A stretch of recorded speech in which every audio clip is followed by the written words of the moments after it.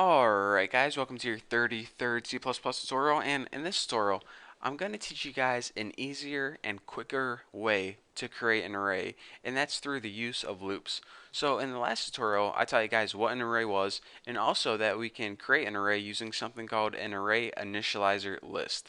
And this is actually pretty useful when you're dealing with smaller arrays, but whenever we're working with bigger arrays, say that store 100 elements or 1,000 elements, we're going to need a quicker way to create that array instead of making a huge long list. So let me go ahead and show you guys exactly how to do that.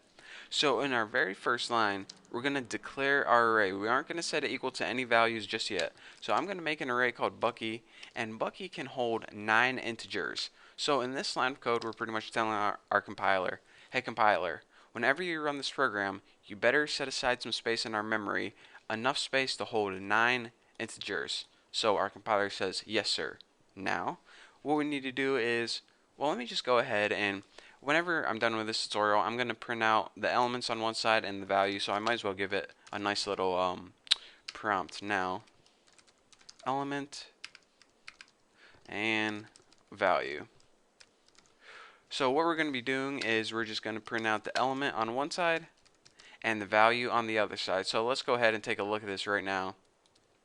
One space for elements, and I'm going to list those on this side, and right across from it I'm going to list their values right here. So if you're saying, alright, you talk to talk, now time to walk to walk. One way to create an array, like I said before, is the use of loops, and in this tutorial I'm going to be using the for loop. So let's go ahead and see what parameters we add for this. So we already know that whenever we create an array that holds 9 elements, every array starts at 0. So I think whenever we created this, int x, 0 would be a good place to start.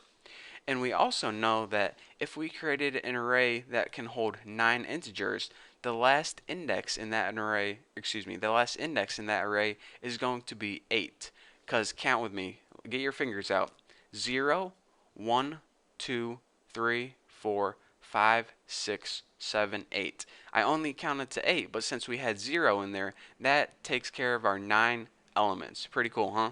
So we only want to loop from 0 to 8. So that's why we write x is less than 9. We can make it easier. X is less than or equal to 8. Oops, not x comma. Less than or equal to 8. Either way works fine. X is less than 9 is a little bit quicker, but you know, what's one extra character? So now, of course, we want to use x plus plus to increment x by 1 each time. So now, whenever we see out x and line, just go ahead and run this real quick so I can show you guys. We get that 0 through 8, and you're saying that's pretty cool. So now we have the numbers 0 through 8, and those just happen to be the exact numbers that we need in our array. So now what we can do is something like this. Bucky x equals 99 or something stupid. So what this is going to do is it's going to go through your array, each element one by one, and assign it the value 99. So the first time it loops, it's going to set the Bucky 0 element to 99. The next time, the Bucky 1 element to 99. So it's basically going to set every element in your array to 99 until it gets to 8, and then it's going to do it one more time and stop at 9. So pretty cool, huh? So let's go ahead and print this out and see exactly what I did. So cout, first we'll go ahead and print out x, which is the element number, same as this. So this is going to be 0 through 8 on the left hand side. And now let's just go ahead and give us some space to work with. And after this, just go ahead and write the value of whatever element is stored in there. So this is going to be 99 if we coded it correctly. So let me go ahead and end this line, and whenever I run this, you guys will clearly see what's going on. So what we did is we looped through each array element one at a time.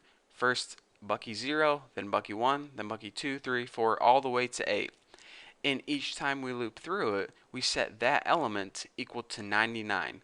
So now we have an array called Bucky that has 9 elements, 1, 2, 3, 4, 5, 6, 7, 8, 9, and each of those elements is equal to the value of 99. There are actually a lot of 9s in this tutorial, but you know, it's a good number, so you know, it feels appropriate. So let me talk you guys through this one more time in the code. In this line of code, we're basically declaring a 9-element Bucky array. We're telling our computer, make sure you set aside enough space to hold 9 integers in the array Bucky. So that's what it did in this line. In this line, all we did was print out a title, basically. And in our loop, we knew that since we were creating Bucky 9 array, that the indexes that it needed was 0 through 8.